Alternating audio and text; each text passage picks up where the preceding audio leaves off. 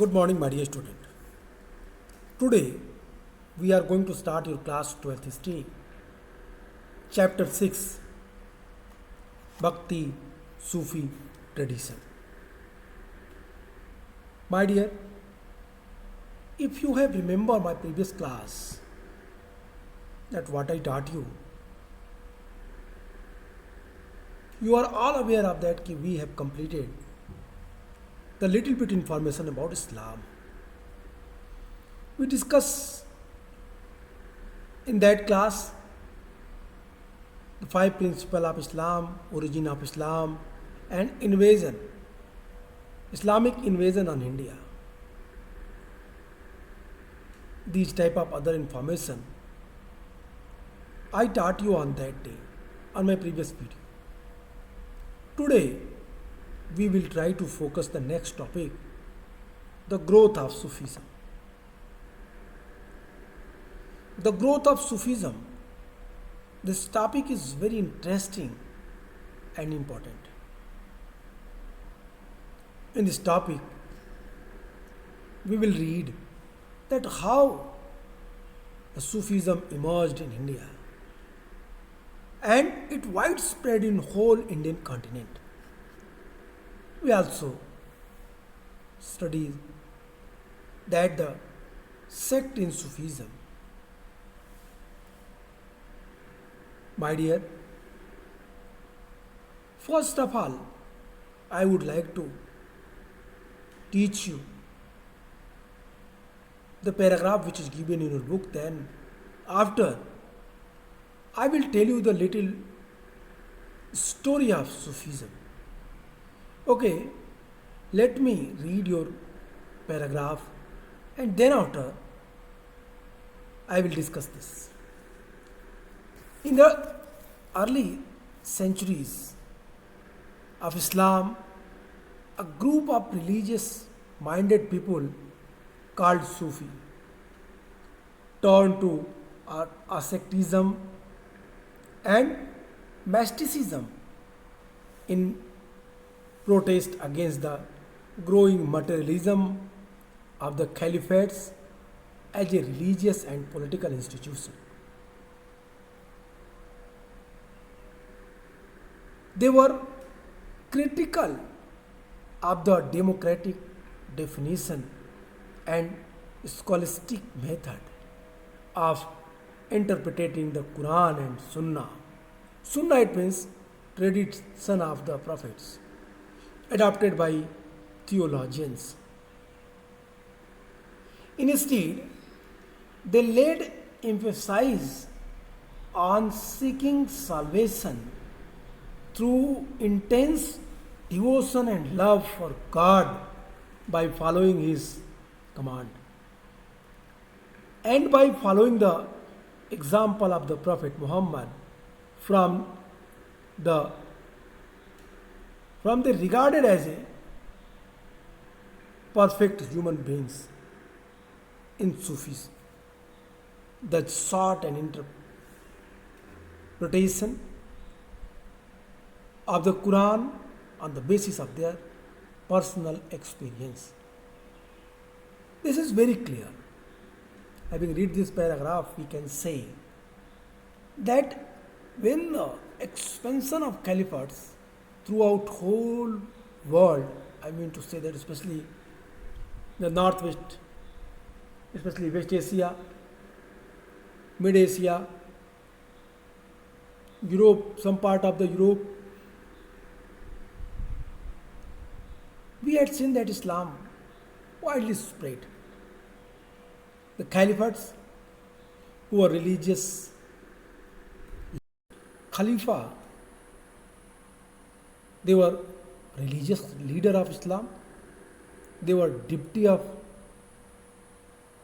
prophet.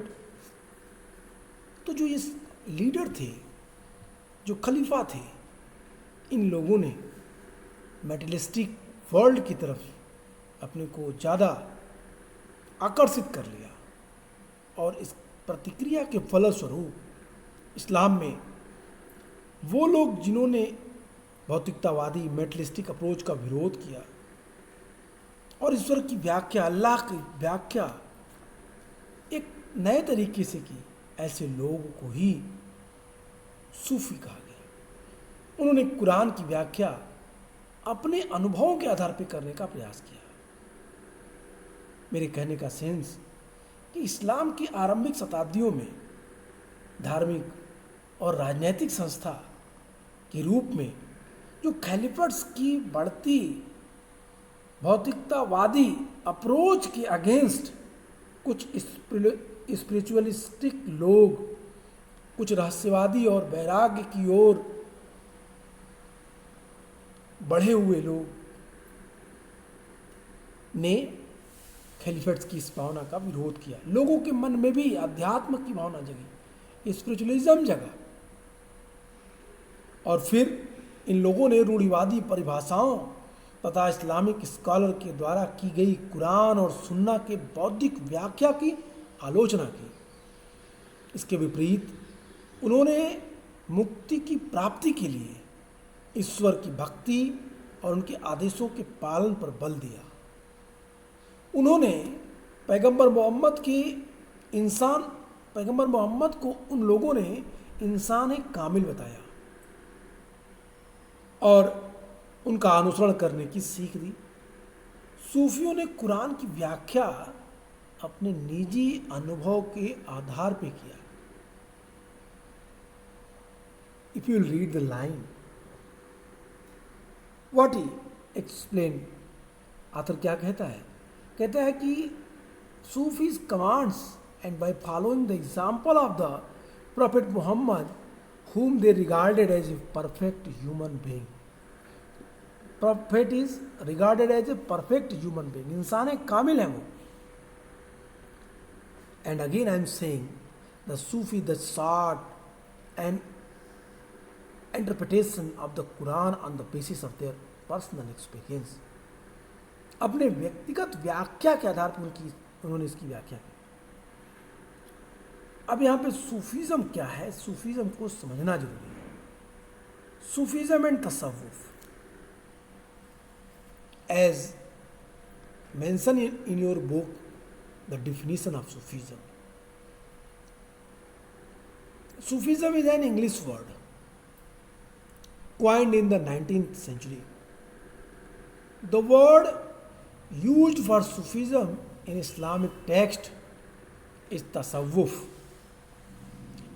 Historians have understood this term in several ways. According to some scholars, it is derived from Suf. It is derived from Suf. Suf, it means wool.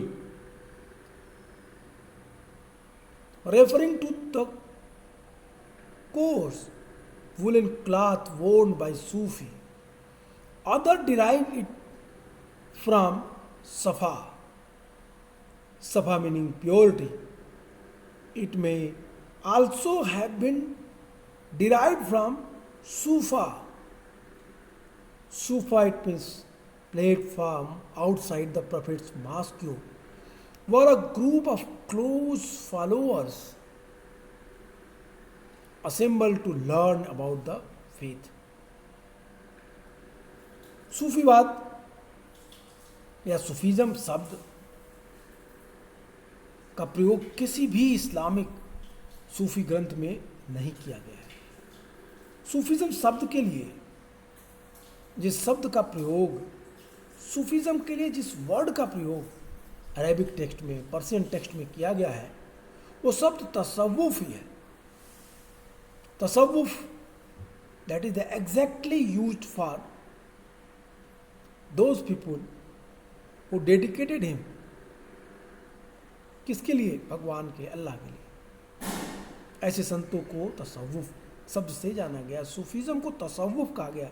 I mean to say that कि Sufism word that was never used in the Arabic and Persian text for Sufism. Sufism is an English word. Sufism is an English word coined in the 19th century.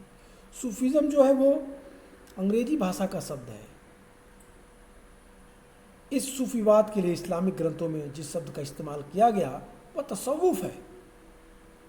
सूफीवाद 19वीं century में आया हुआ एक शब्द है।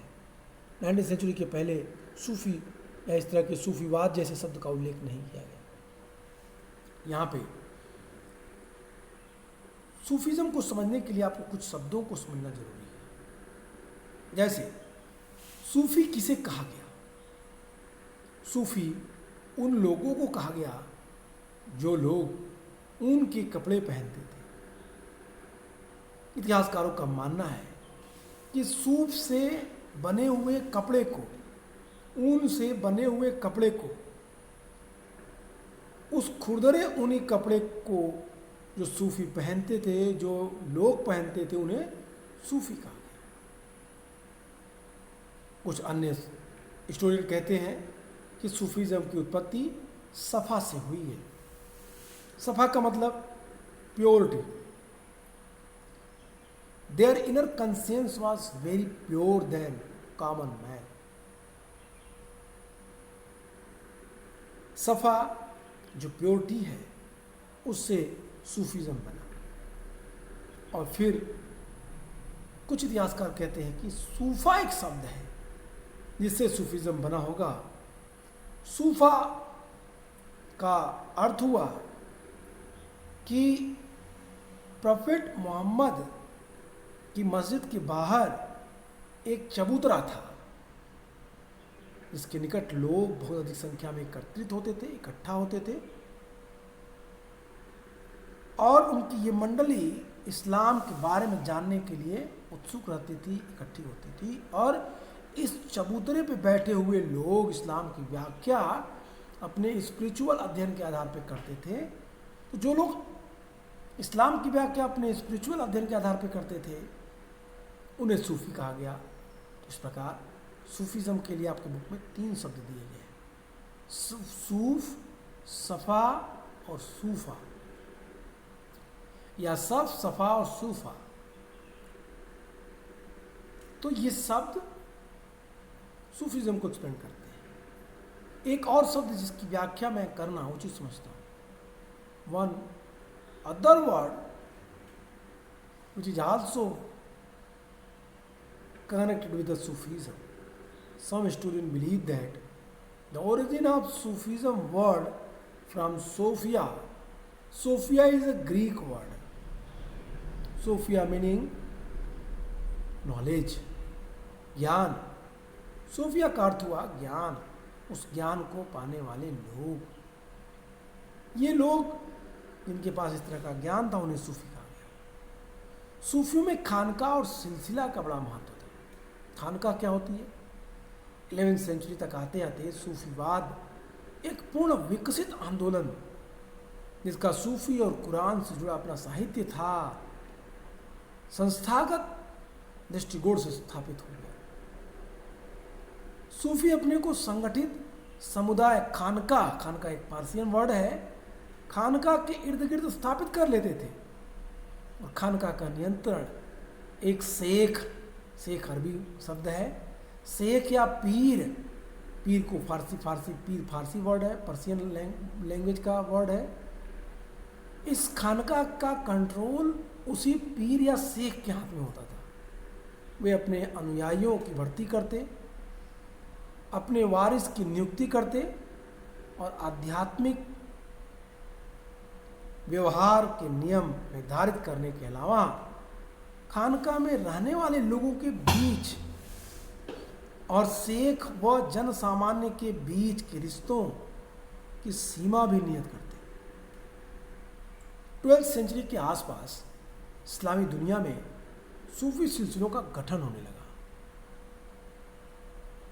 सिलसिला एक शाब्दिक अर्थ है। सिलसिला का अर्थ है जंजीर, चेन। जंजीर जो शेख और मुरीद के बीच, जो पीर और मुरीद के बीच एक निरंतर रिश्ते का द्योतक है, अनब्रेकेबल रिलेशन, जिसकी पहली अटूट कड़ी प्रोफेट मोहम्मद से जुड़ी है। इस कड़ी के द्वारा आध्यात्मिक शक्ति और आशीर्वाद मुरीदों तक पहुंचता था।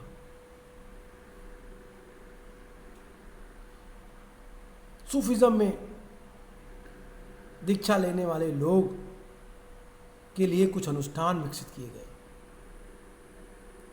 जिसमें दीक्षित व्यक्ति को, जिसमें सूफी सेक्ट को मानने वाले लोगों को खास तौर से ट्रेंड किया गया, खास तौर से उनकी बाहरी आडंबर को बदला गया।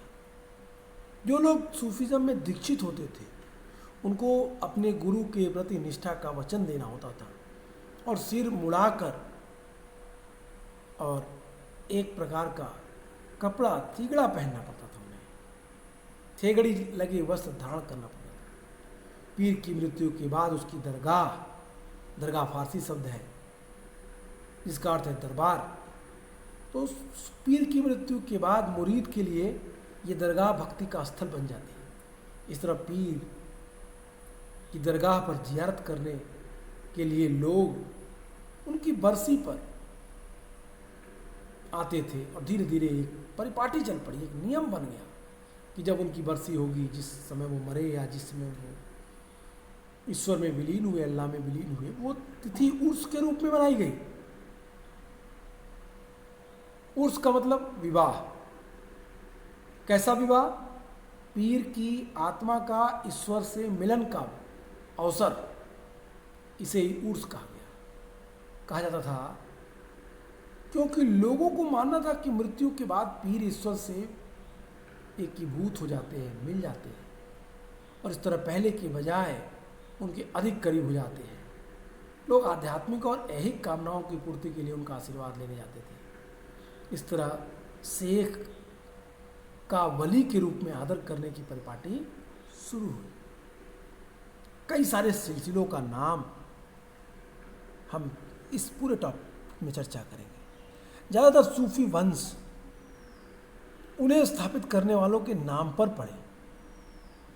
फॉर एग्जाम्पल कादरी सिलसिला शेख अब्दुल कादिर जिलानी के नाम पर पड़ा। कुछ अन्य सिलसिलों का नामकरण उनके जन्म स्थान पर हुआ, जैसे चिश्ती नाम जो मिड अफगानिस्तान के चिश्ती शहर से लिया गया, चिश्ती सिलसिला। तो इट मीन्स कि सिलसिलों का नाम या तो पीर के जन्मस्थल के नाम पे बना और या तो उन्होंने अपने वंश के नाम पे, नाम के आधार पे उस वंश के सेक्ट की स्थापना कर दी। वली क्या होते हैं? वली बहुवचन वली का प्लूरल फॉर्म औलिया है, अर्थात ईश्वर का मित्र। वह सूफी जो अल्लाह के नज़दीक होने का दावा करता था और उनसे मिली बरकत से करामात या मिरेकल पावर रखता था, उसे वली कहा। अब इंडियन सब कॉन्टिनेंट में चिश्ती सिलसिला का प्रचार प्रसार कब हुआ? इस टॉपिक को पढ़ने के पहले हम आपको एक बार आपके पैराग्राफ को पढ़ के सुना देते हैं और फिर आपको सूफिज्म के बारे में कुछ महत्वपूर्ण बातों को चर्चा करते हैं, जिसकी बात मैंने क्लास के स्टार्टिंग में की। खानका एंड सिलसिला।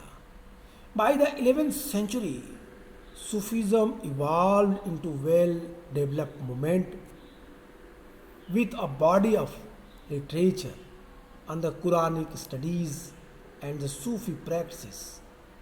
Institutionally, the Sufi began to organize communities around the hospice of Khanka. Khanka is a Persian word, as I told you, as I teach you. Controlled by teaching master known as Sheikh in Arabic, Pir or Mursid in Persian. He enrolled disciples, murids, and appointed a successor, Khalifa.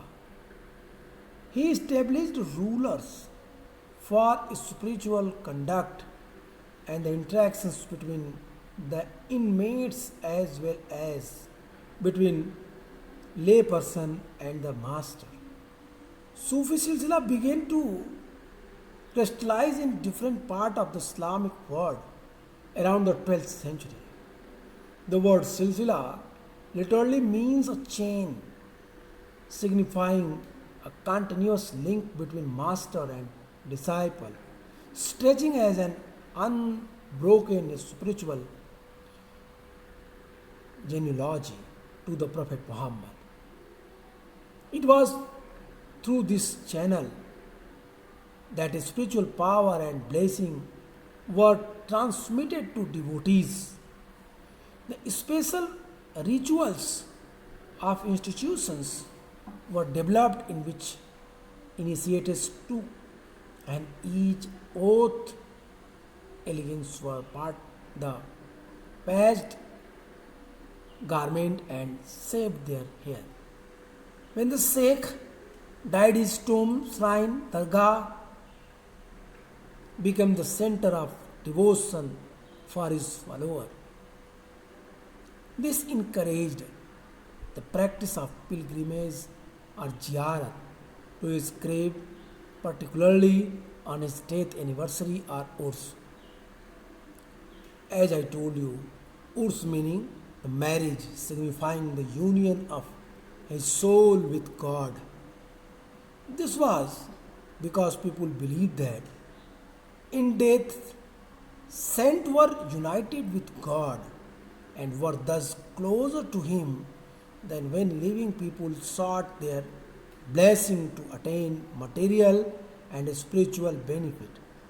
Thus evolved the cult of the Sheikh, revered as Wali. What do you mean by Wali? As I told you and taught you, the Wali, the plural awliya, our friend of God, was Sufi who claimed proximity to Allah, acquiring His grace, barakat, to perform miraculous power, करामात. वली उन्हें कहते हैं जो ईश्वर का मित्र है, सूफी जो अल्लाह के नज़दीक होने का दावा करता है और अपने अंदर बरकत से करामात करने की छूट रखता है.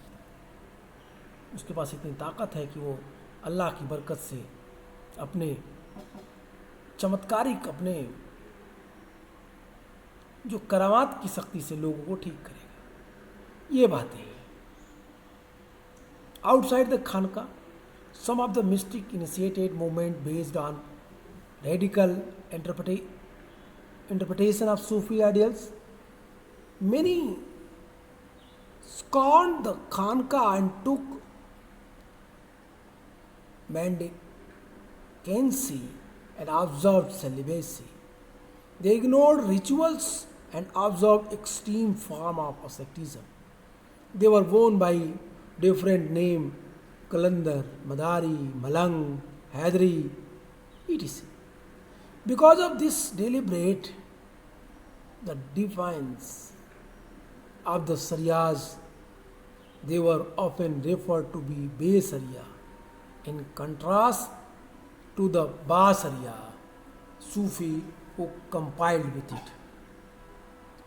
कहता है कुछ रहस्यवादियों ने सूफी सिद्धांतों की मौलिक व्याख्या के आधार पर नवीन आंदोलन की नींव रखी. खानकाह का तिरस्कार करके यह रहस्यवादी फकीर की जिंदगी बिताते थे. गरीबी और ब्रह्मचर्य को उन्होंने गौरव प्रदान किया.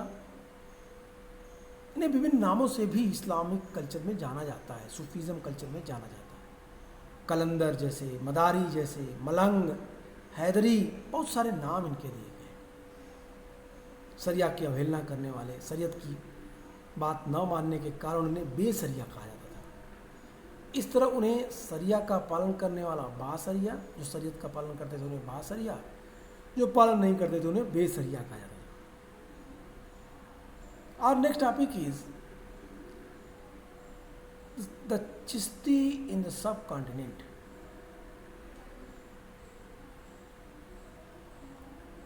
चिश्ती भारतीय उपमहाद्वीप में, इनके बारे में हम पढ़ेंगे. 12th सेंचुरी के अंत में भारत में आने वाले सूफी समुदायों में चिश्ती सबसे अधिक प्रभावशाली रहे. इसके कारण यह था कि उन्होंने न तो केवल अपने आप को स्थानीय परिवेश में अच्छा